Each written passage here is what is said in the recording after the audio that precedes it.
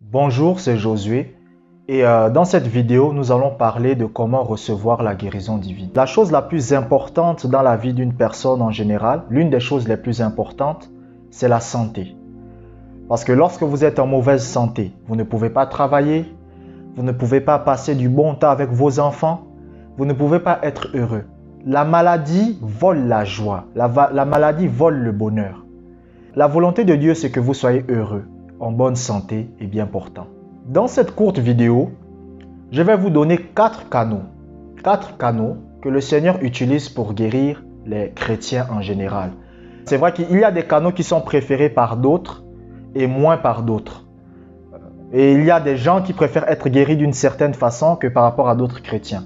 Mais je vais vous donner les 4 canaux. Le premier canal que le Seigneur utilise pour guérir les malades, et pour moi, c'est mon canal préféré et c'est le meilleur. Selon la Bible, c'est le meilleur canal. Le premier, c'est votre foi. C'est-à-dire, chaque fois que le Seigneur voudra vous guérir, il va utiliser votre propre foi pour vous guérir. C'est pour cela que vous voyez par exemple, la femme à la perte de sang sera malade. Jésus n'a pas prié pour elle. Jésus n'a pas appelé son nom. Mais la Bible dit qu'elle a attrapé le bord du vêtement de Jésus par la foi et elle a été guérie. Et le Seigneur Jésus-Christ dira, ta foi t'a sauvé. Donc cela signifie que la foi, votre foi, peut vous guérir. Donc lorsque vous déclarez la parole de Dieu et que vous agissez sur la parole de Dieu que vous venez de déclarer, la guérison est au rendez-vous. Le deuxième canal que le Seigneur utilise pour guérir les malades, c'est tout simplement ce qu'on va appeler l'onction d'huile. La Bible dit, y a-t-il des malades parmi vous qu'il appelle les anciens de l'Église et qu'ils prient pour lui et le oignent au nom du Seigneur? La prière de la foi sauvera le malade. Donc, il peut arriver que lorsque vous êtes malade, vous pouvez tout simplement aller dans une église et appeler les anciens. Quand la Bible parle des anciens, ça ne veut pas dire les personnes qui ont les cheveux blancs. Ça ne veut pas dire les vieillards.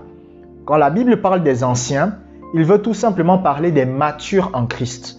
Des personnes qui ont une certaine maturité, qui ont une certaine connaissance, qui se sont développées spirituellement. Et voyez, la Bible dit, la prière de la foi sauvera le malade. Donc en fait, ce sont des pasteurs, ce sont des hommes de Dieu, ce sont des chrétiens qui connaissent les principes de la guérison divine et qui connaissent le principe de l'onction d'huile et qui ont foi en cela. Parce que tout le monde n'a pas foi. Il y a des pasteurs qui ne croient pas en la guérison divine. Même s'ils prient pour vous, vous ne serez jamais guéri parce qu'ils ne croient pas en cela. Mais lorsque vous allez voir quelqu'un qui croit en cela, quelqu'un qui est mature, vous allez voir, la guérison se manifestera. Le troisième moyen, tout simplement, par lequel obtenir la guérison divine, c'est tout simplement par ce qu'on appelle l'imposition des mains. La Bible va dire dans Marc chapitre 16, vous imposerez les mains aux malades et ils seront guéris. Là encore, cela nécessite l'intervention d'un chrétien mature, c'est-à-dire quelqu'un qui va venir devant vous, vous imposer les mains au nom de Jésus pour que vous soyez rétablis. Que ce soit la méthode de l'onction d'huile ou de l'imposition des mains, cela nécessite la foi de celui qui prie pour vous et votre propre foi. Il y a des chrétiens qui réussissent parfois à être guéris par leur foi seule. C'est-à-dire, il n'a pas besoin de la foi d'un homme de Dieu, il n'a pas besoin de la foi d'un pasteur, il n'a pas besoin de la foi de quelqu'un, il a besoin de sa propre foi et sa propre foi lui permet d'obtenir sa guérison. Ça a été le cas pour moi par la grâce de Dieu. Mais il y a des chrétiens qui ont besoin que leur foi soit soutenue par la foi de quelqu'un d'autre.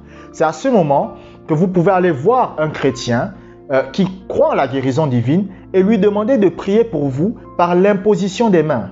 Et il faut que ce soit un chrétien qui croit en la guérison divine. Je vous le répète, la Bible dit, la foi vient de ce que l'on entend.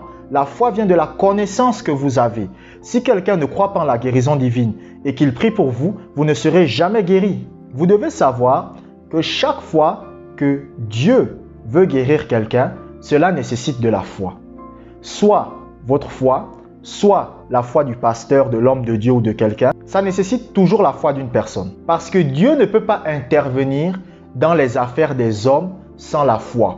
C'est pour cela que vous lisez dans le livre de Hébreux 11, on vous dit, c'est par la foi qu'ils échappèrent au tranchant de l'épée. C'est par la foi qu'ils fermèrent la gueule des lions. Donc, vous voyez que même Daniel, lorsque Daniel a été jeté dans la fosse aux lions et que la Bible vous dit que les lions n'ont pas pu le dévorer, c'est à cause de sa foi. La Bible dit, par la foi, ils vainquirent des royaumes. Lorsque vous voyez le roi David contre Goliath, prendre la fronde et le lancer sur Goliath, et ça le tue, c'est tout simplement la foi de David. Chaque fois que Dieu devra intervenir dans ma vie, dans votre vie, il faudra toujours la foi de quelqu'un. Et la Bible dit que Dieu ne fait exception de personne. C'est pour cela que cette méthode de l'imposition des mains, vous pouvez l'appliquer aussi pour un proche à vous. Mais il faut que cette personne croie en la guérison divine. Je vous le répète, c'est quelque chose de très important. Si vous imposez les mains à quelqu'un et qu'il ne croit pas à la guérison divine, ça ne marchera pas. Tout simplement parce que c'est une association de votre foi et de sa foi. L'onction d'huile et l'imposition des mains, c'est la foi de celui qui prie et la foi de celui pour qui l'on prie qui s'associent. Maintenant, il y a le quatrième canal par lequel recevoir la guérison divine. C'est le moyen le plus facile de recevoir votre guérison, mais c'est aussi le moyen le plus facile de la perdre. En général, les personnes qui reçoivent la guérison par ce canal retombent rapidement malades.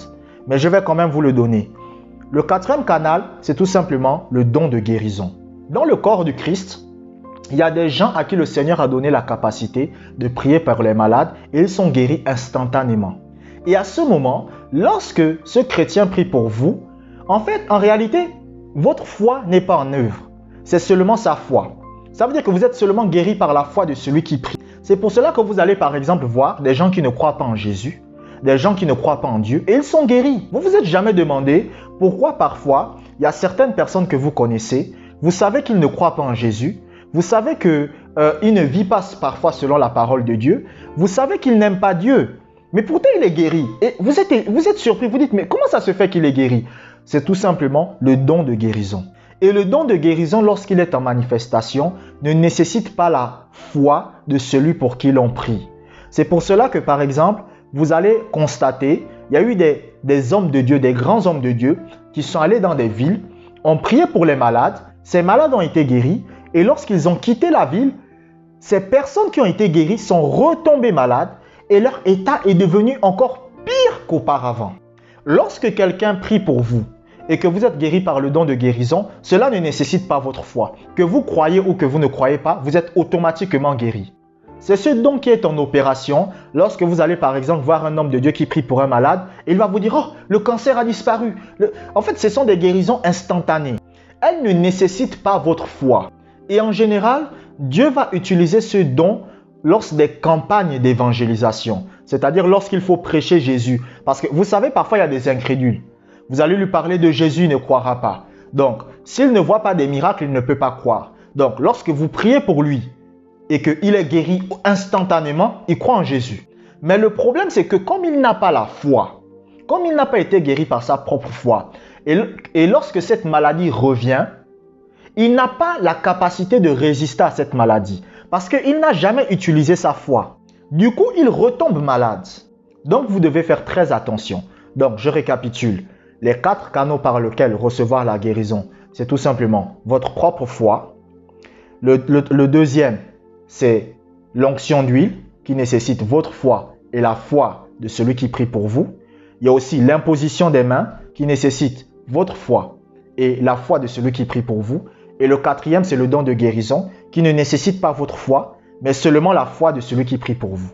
Donc, vous n'avez pas besoin d'avoir la foi, c'est seulement lui qui prie pour vous et vous êtes automatiquement guéri. Je vous remercie d'avoir regardé cette vidéo jusqu'à la fin. Portez-vous bien, que la grâce de Dieu soit avec vous.